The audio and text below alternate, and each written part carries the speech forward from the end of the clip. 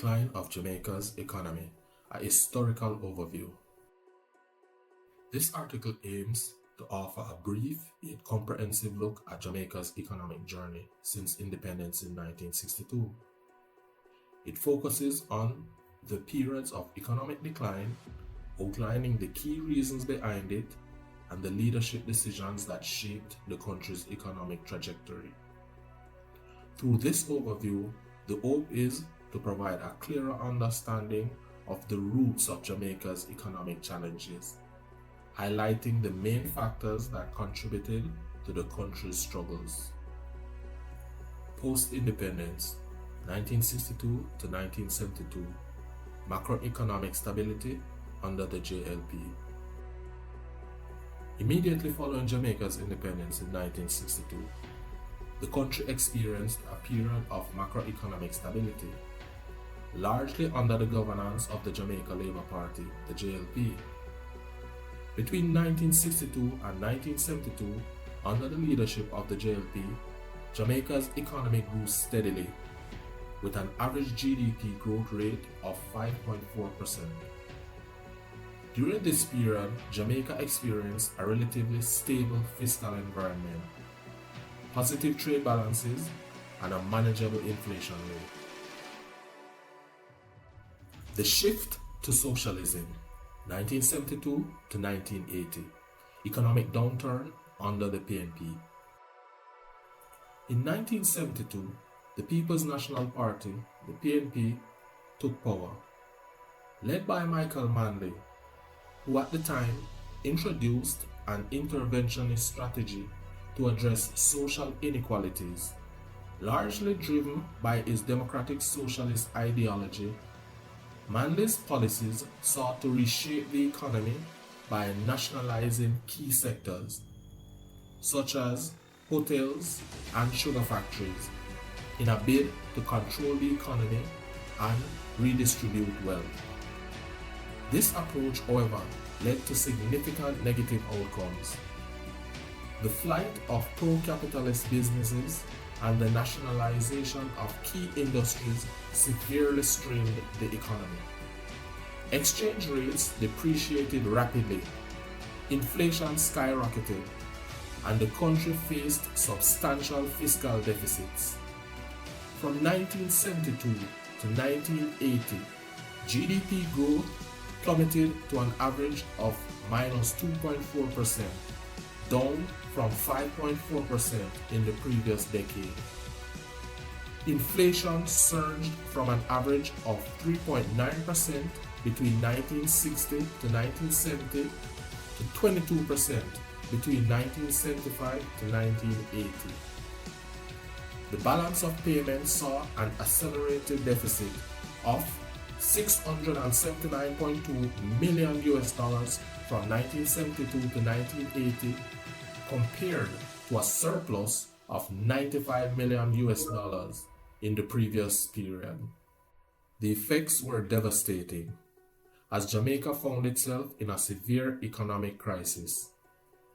In 1977, after years of worsening conditions, the PNP government, under pressure, sought help from the International Monetary Fund, IMF, securing an extended fund facility to stabilize the economy.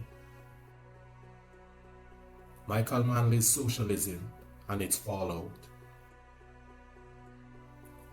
Michael Manley's socialist experiment in the 1970s aimed to address the inequalities in Jamaican society. His strategy of nationalizing key industries, including approximately 50% of the country's hotel capacity and 8 of 12 sugar factories, alienated foreign investors. While Manley's intentions were rooted in social justice, the execution of these policies, particularly the strong-arm tactics employed, led to economic devastation. The intention of the nationalization was to empower the poor, but in reality, it suffocated the capitalist framework that was necessary for economic prosperity within a globalized capitalist system. By 1980, the Jamaican economy had been severely undermined. The lessons of this period, particularly when compared to the current trajectory of Cuba, demonstrate the unsustainable nature of the policies pursued at the time. Despite the good intentions, Manley's government was ill-equipped to navigate Jamaica through a capitalist-dominated global economy. This period marks a pivotal moment in Jamaica's economic decline.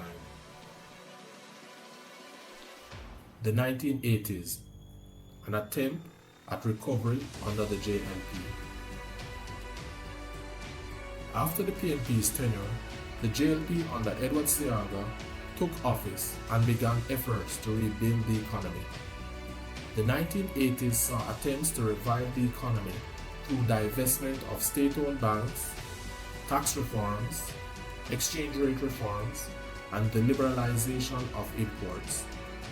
However, these measures failed to undo the damage inflicted by the previous decade. The national debt burden continued to rise, and the economy struggled to regain its footing. The economic growth during the 1980s, while positive in some areas, was not enough to offset the damage of the 1970s. By 1989, following the reconstruction efforts after Hurricane Gilbert in 1988, the economy showed modest improvements. Unemployment fell to 15%, and there was a 2.2% surplus. However, Jamaica's debt to GDP ratio remained high at 43%, and informal cash circulation fueled inflation, which peaked at 8% in 1991. The 1990s, austerity and inflationary struggles. In the 1990s, under the leadership of the PNP, the government shifted its economic approach.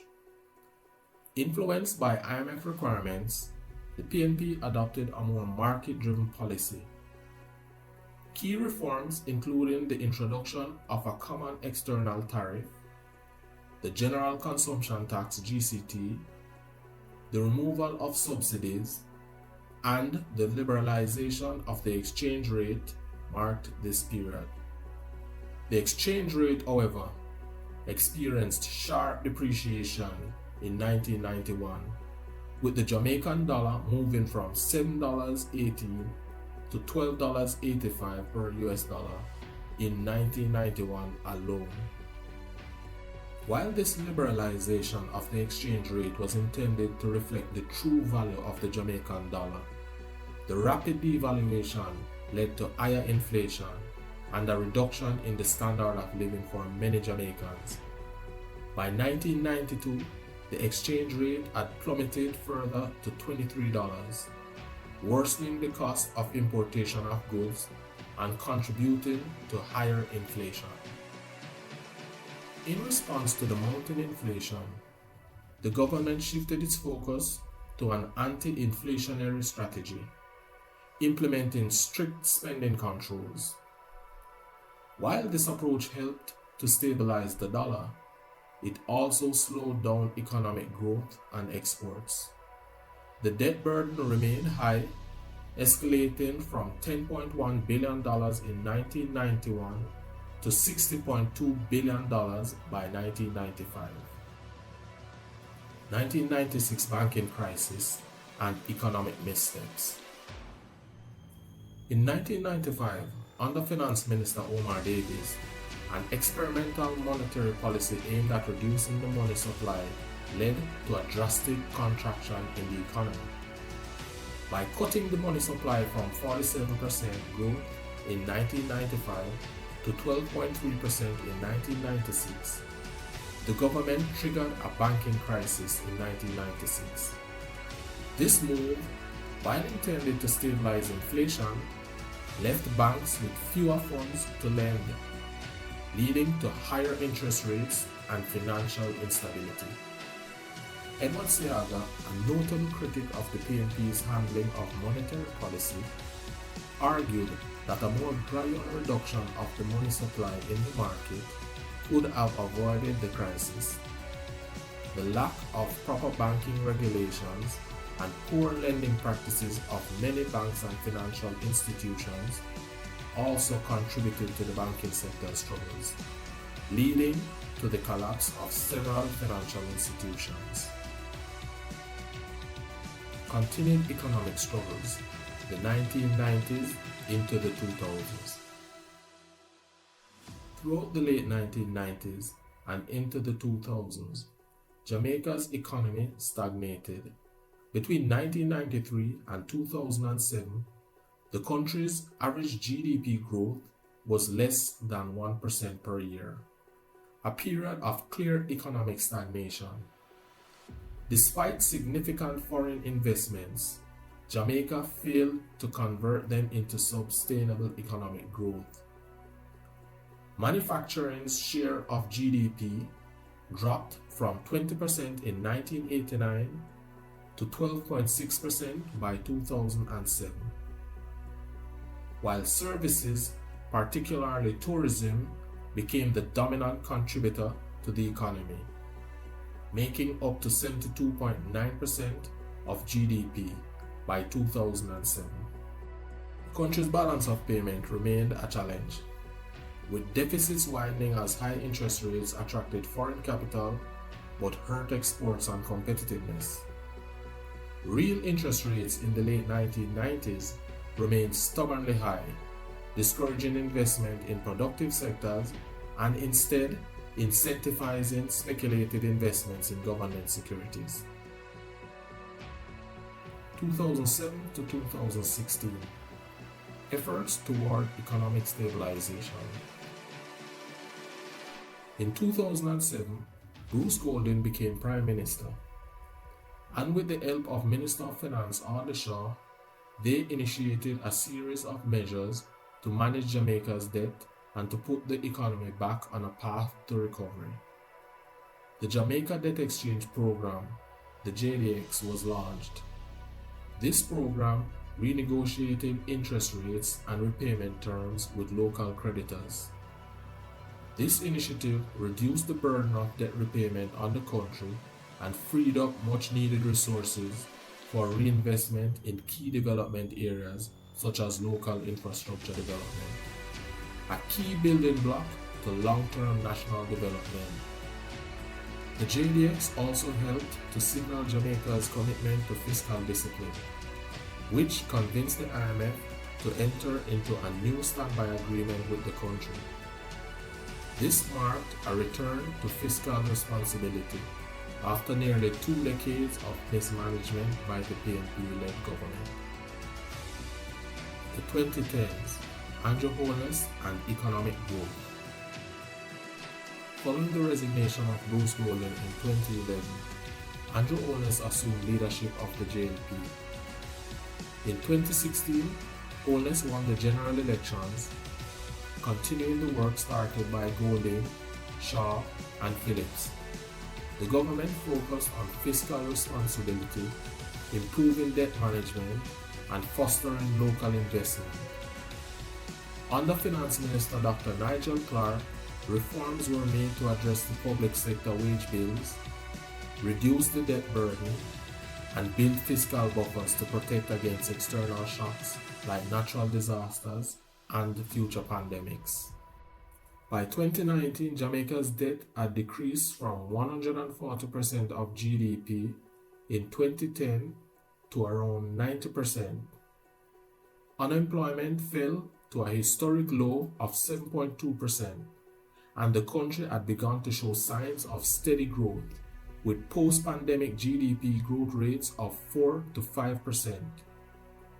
Though Jamaica's economic recovery is still fragile, the country's ability to rebound after the global economic downturn is a testament to the progress made under this JLP administration.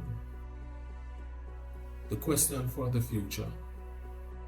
With Jamaica's economic recovery still in progress, the question remains, should the country return to the leadership of the PNP, given the history of mismanagement and economic devastation during their tenures? particularly in the 1970s and the 1990s. There are legitimate concerns about the wisdom of giving the reins back to a party that has consistently struggled to manage the economy. Jamaica's current economic trajectory is a result of years of effort to stabilize the nation's finances. While slow, the growth is steady, and the country has made significant strides toward fiscal responsibility. In contrast, the PNP's record of economic mismanagement, from Michael Manley's socialist experiment to the policies of P.J. Patterson and Omar Davis, raises significant doubts about their ability to govern effectively. Given the success of the JLP's current leadership in bringing Jamaica to a more stable economic position, the question of returning to the PNP's stewardship remains a highly controversial one.